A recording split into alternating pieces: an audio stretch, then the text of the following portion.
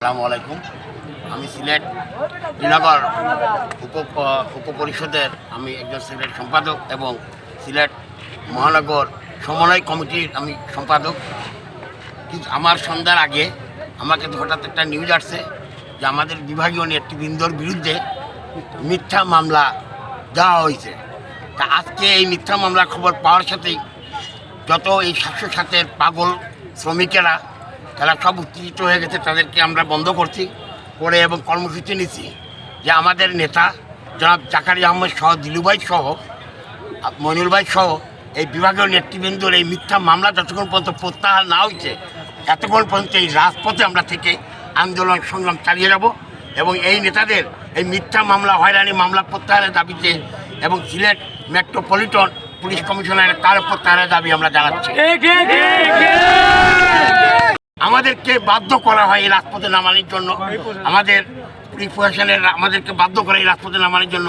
আসলে আমরা আদৌ কোনো আন্দোলন সংগ্রামে করতে রাজি না, কিন্তু কেন আমাদেরকে বারে বারে বাধ্য করা হয় এই আন্দোলন সংগ্রাম? আজকে দেখেন জাকারিয়া ভাইয়ের মতো একটা মানুষ, মইনুল ভাইয়ের মতো মানুষ, জিলু ভাইয়ের মতো মানুষ, তাদেরকে এই মিথ্যা মামলা দিয়ে এই হয়রানিটা কেন করা হচ্ছে? তারাই তো শ্রমিকের প্রতিনিধি, এই বৃহত্তর সিলেটের অগণিত শ্রমিকের মেহনত শ্রমিকের নয়নের মণি, তারা নেতৃত্ব দিচ্ছে। তাদের অগণিত শ্রমিকের আত্মাভাজন মানুষ আমাদের চাওয়া পাওয়ার জায়গা, তাদেরকে এই কেস মামলা দিয়ে হয়রানি করে আমাদেরকে বিভ্রান্তি করা হচ্ছে।